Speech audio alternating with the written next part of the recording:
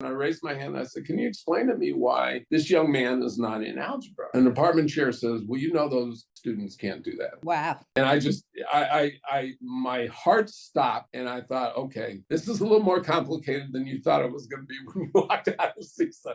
I had no idea. And then I found out that in the Algebra 1 class, there were 2 students of color, and the rest of the students were either white or Asian, and they made up less than 3% of the school, and they made up 90-something percent of that class.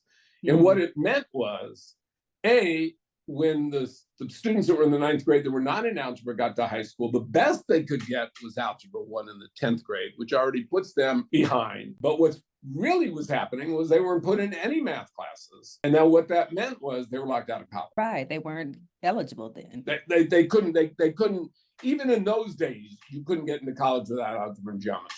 Right. And so I remember walking out of the meeting saying, this is going to have to change. And I did have to wait 7 years till I became department chair. And then I totally changed the whole policy of school.